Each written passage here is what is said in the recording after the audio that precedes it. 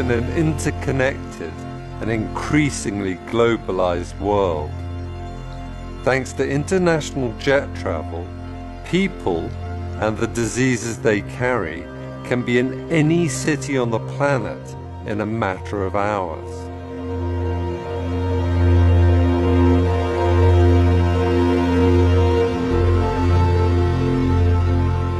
And once the virus touches down, sometimes all it takes is one sneeze to spread the infection throughout the community.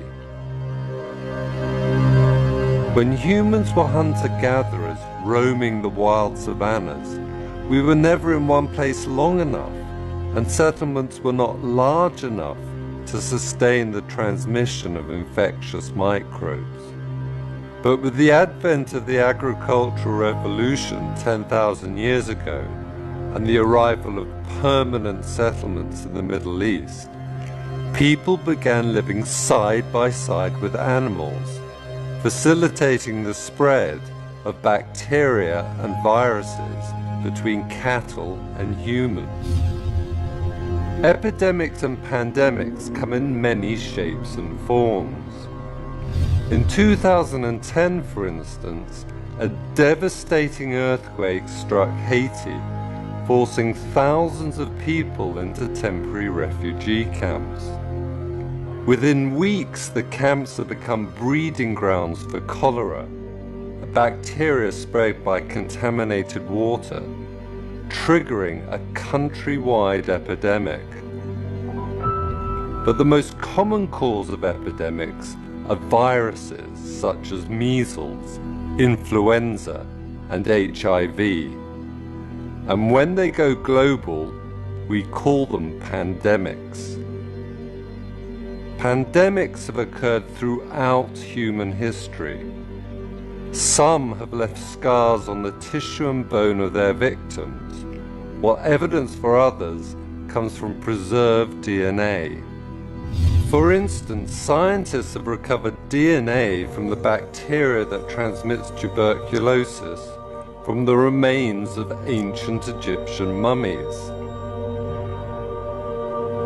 And in 2011, scientists investigating a plague pit in the city of London were able to reconstruct the genome of Yersinia pestis, the bacterium responsible for the Black Death of the 14th century.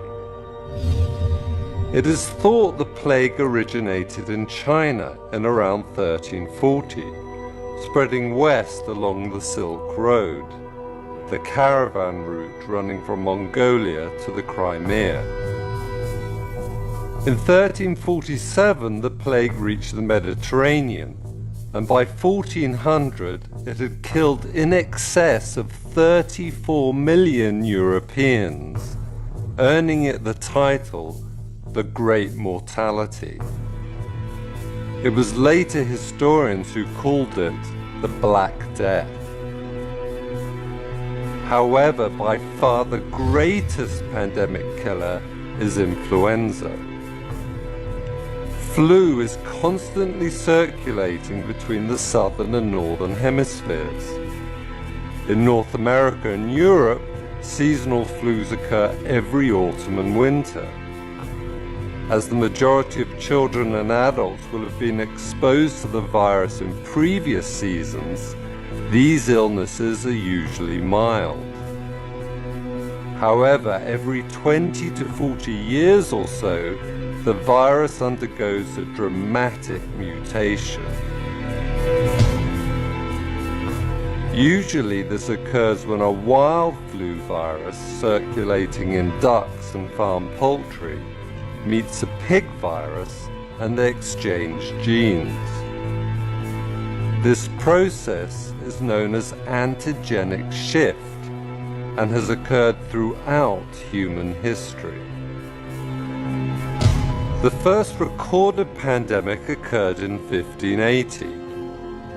The 18th and 19th centuries saw at least 6 further pandemics. In terms of mortality, none can compare with the Great Flu pandemic of 1918. The first indication of the pandemic came in the spring, when American troops in northern France began complaining of chills, headaches, and fever. Then, the following September, at a US Army barracks near Boston, soldiers started collapsing on parade, prompting their removal to the camp infirmary. As a surgeon there recalled, 2 hours after admission they have the mahogany spots over the cheekbones, and a few hours later you can begin to see the cyanosis extending from their ears and spreading all over the face. It is only a matter of a few hours then until death comes, and it is simply a struggle for air until they suffocate.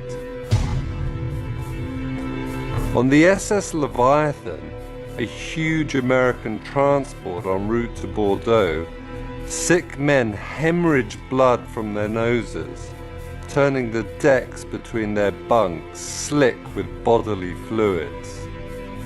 Meanwhile, British soldiers returning from northern France on furlough introduced the flu to Dover and other Channel ports, from where the virus was carried by rail to London.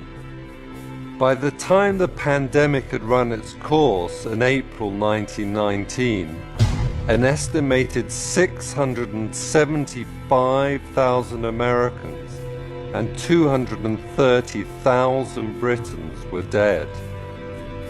In India alone, some 10 million were killed. And worldwide, the death toll was an astonishing 50 million. But that was then. Today, planes can transport viruses to any country on the globe in a fraction of the time it took in 1918. In February 2003, for instance, a Chinese doctor arrived at the Metropole Hotel in Hong Kong feeling unwell. Unknown to him, he was harboring a new animal origin virus called SARS, short for severe acute respiratory syndrome.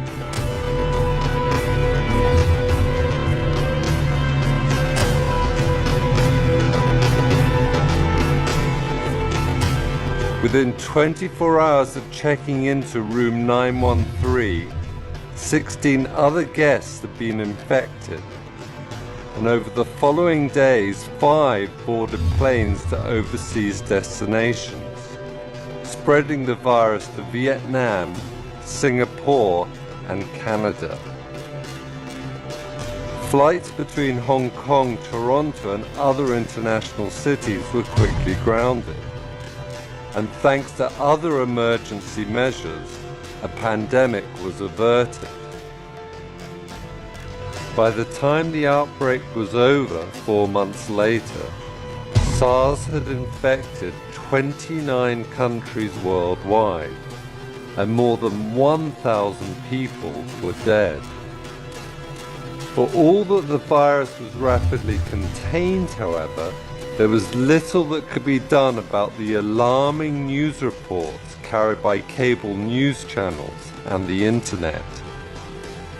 As bloggers added to the hysteria by spreading unfounded conspiracy theories, tourism in Hong Kong and other affected cities ground to a halt, costing businesses more than $10 billion.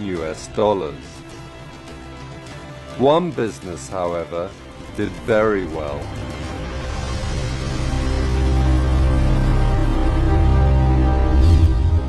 Above all, SARS was a reminder that pandemics have always been associated with panic.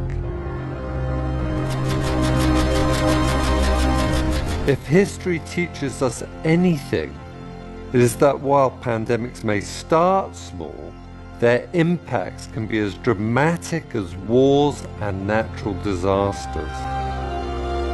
The difference today is that science gives us the ability to detect pandemics right at the very beginning and to take action to to mitigate their impacts before they spread too widely.